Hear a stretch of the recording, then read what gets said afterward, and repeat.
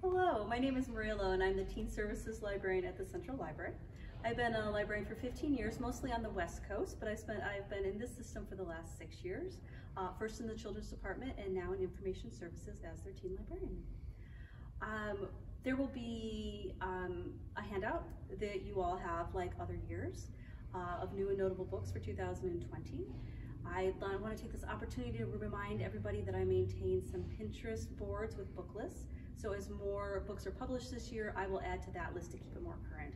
I encourage you to share the handout, the Pinterest boards with your colleagues and with youth, and those will also be on the handout. All right, so let's talk about some books. I'm going to start with The Loop, Ben Oliver. So this is about inmate 970-981, who has spent 737 days in the loop. So this is a world, we don't know what it is. This is essentially their juvenile detention facility. And so people know why they're there, but they don't really know what's going to happen to them.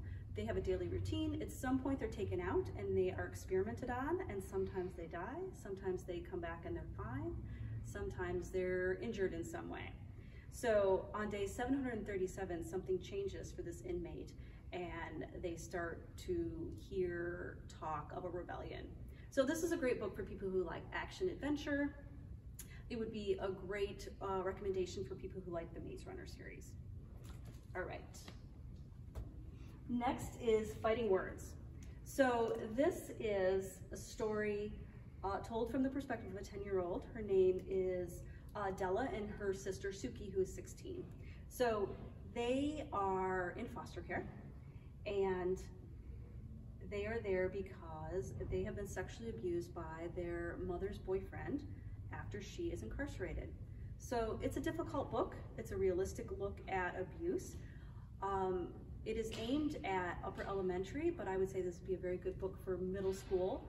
I would say that it could even be recommended to a high schooler, although I don't know if they would want to read a book when the protagonist is 10, but it does talk a lot about her sister in high school. So this is the author, Kimberly Brubaker Bradley, wrote The War That Saved My Life. So if you're familiar with that book, she does the same sort of work in this book where she takes really difficult topics and makes them approachable and appropriate for the age group. There's a lot of healing and in this book, but again, it's really realistic. So even though she's in foster care, in the end, like, she doesn't get adopted. So very realistic, great read. Again and Again, E. Lockhart. So this is set on the same school, private school, that the disreputable history of Frankie Landry Banks takes place on from, I don't know, maybe 10, 15 years ago she wrote that book, but that's where the similarities end. It has none of the old characters in it.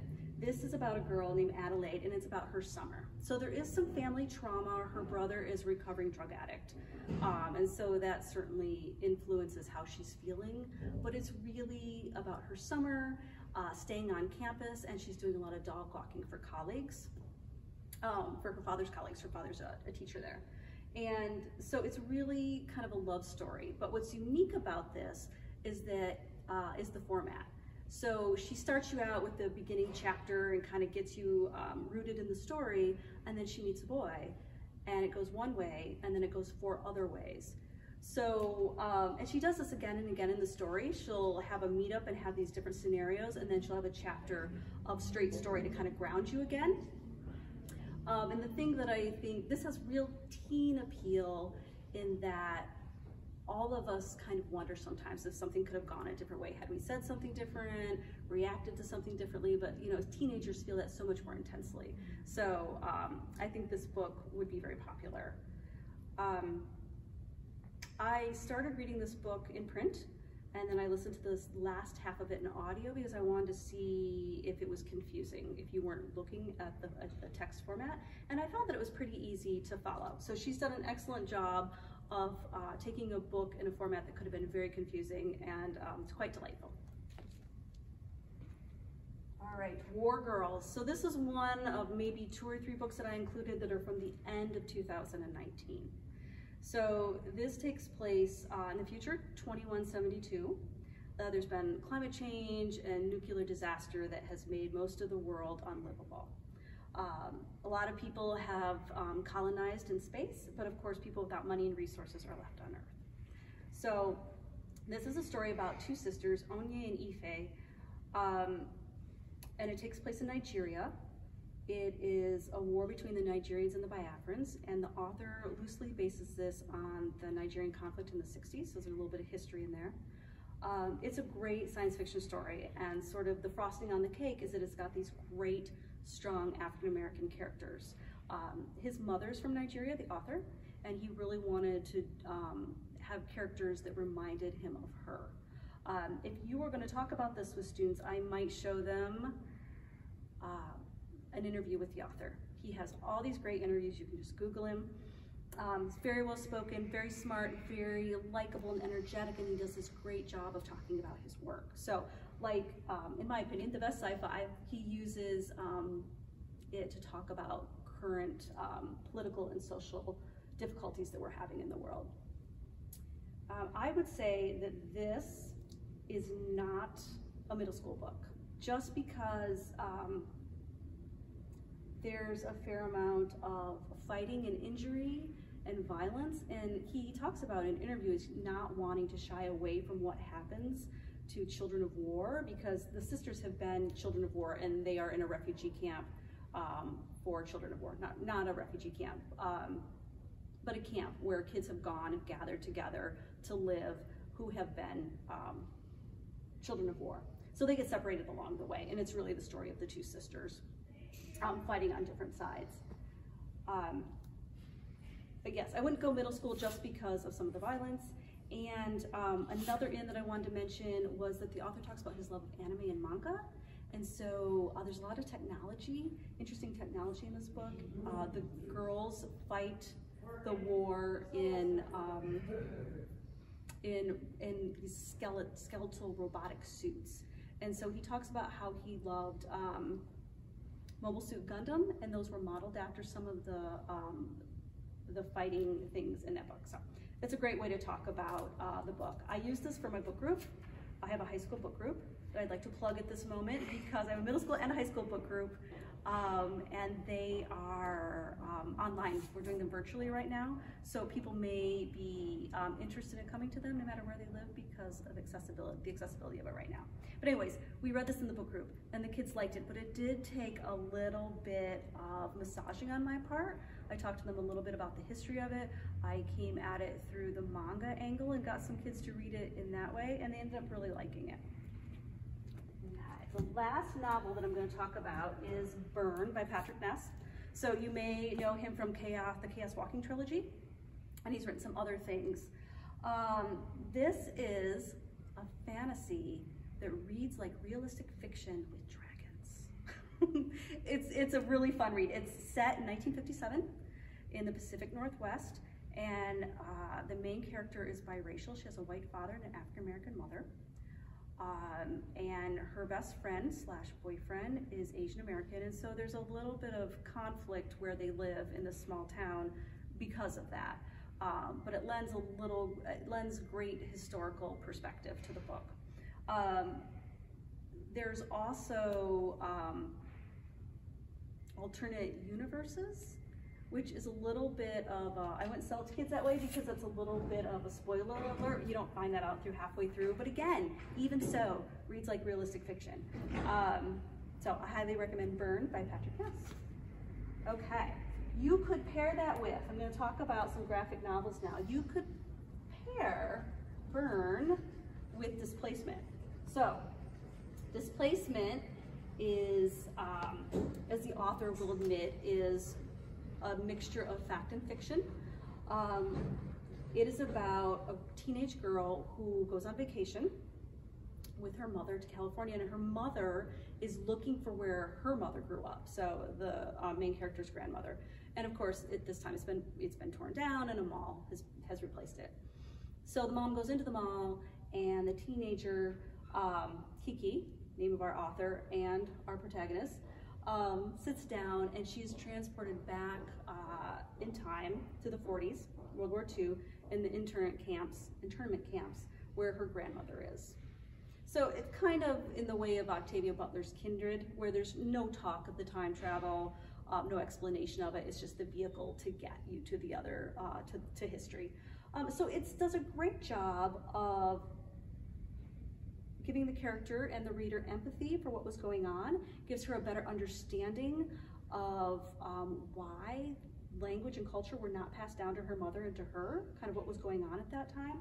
I also really like it because it is not very text heavy.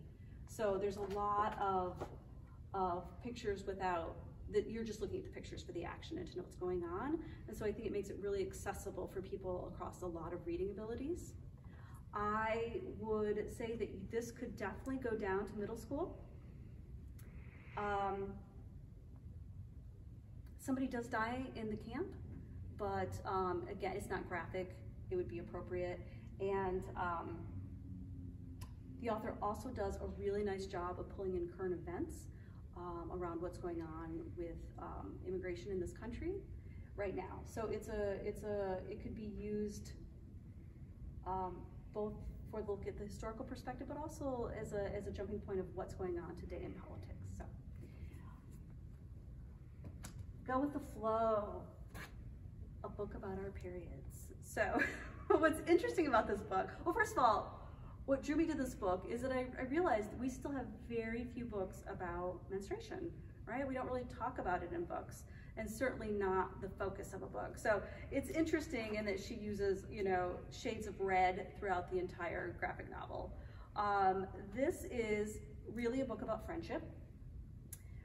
It is about these 4 girls. They are 10th graders, and one of them is a very late bloomer. So she doesn't start her period until 10th grade. And she's in the restroom at school, and she asks her friends, you know, for help. And they find that there are no tampons or pads in the dispensers, of course. So they turn this into activism, right? They talk to their school, they don't really get anywhere with it, and they start sort of amping it up and trying to get kind of a spotlight on it and to get things happening at the school. And along the way, you know, somebody gets embarrassed, and you know, it's a friendship story, so there's some falling out and them coming back together. But what I really love about this is they have one of them has a blog, and it's called Mean Magenta. And through this blog, through their activism, there's a lot of really great information in here about menstruation and various things that can be difficult about that. So good information. I would say that this could definitely go down as low as 4th, 5th grade. I don't think they're going to get as much out of sort of the activism part of it, but there's a lot of good information. I would say the target age really is, even though most young women are going to start their period before the 10th grade, I would say the focus is probably, target audience is probably more 8th through 10th grade. So I recommend The Dark Matter of Mona Starr. So this is a book, graphic novel that talks about depression, anxiety, and self-doubt. And the main character calls this dark matter. She does an excellent job, this author and illustrator, of visually showing anxiety and depression.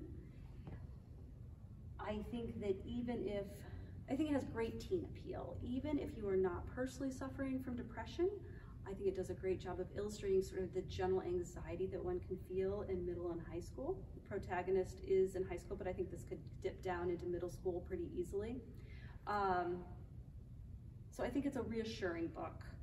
And the author has, in her author's note at the end, she has a list of things. I would say this is somewhat autobiographical, even though she doesn't say that. But she has a list in the back of the different things that she does every day to deal with her own anxiety and how to cope with that. And I think that's also really useful. And nice to see that the author is sort of willing to talk about her own issues. And talk about, much like the protagonist, how they use their art to kind of work through this and get to a better place.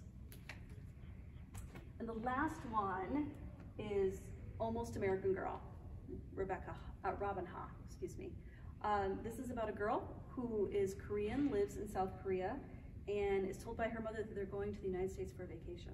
So they go, and 2 weeks in, her mom tells her that they are staying and she's getting married to the man they came to visit. So this is a memoir. So this gal has found herself plunked down in the middle of Alabama in the 90s. So it's a very difficult transition. She knows very little English, and she is one of only a handful of other Asian people in the town. So it's really about her experience. She does eventually move to Virginia, and is in a bigger city, with much more diversity. But it's also the story of how she finds connection with people through her art and through her love of manga. You know, so it's the 90s, so manga and anime were just sort of starting to come to the United States at that point. But she finds her people. And so it's a great look to empathize with somebody who is coming from another country. But even aside from that, I think it has great universal appeal in that it really talks about fitting in and finding your place and finding your people. So excellent, excellent graphic novel. I highly recommend it. Okay, thank you for being here today. As I said, there will be a handout that will be emailed to you all with these books and a lot more that we're recommending this year. And again, on our Pinterest site, on the Buffalo and Erie County Public Library's webpage, I will keep updating this page. So thank you.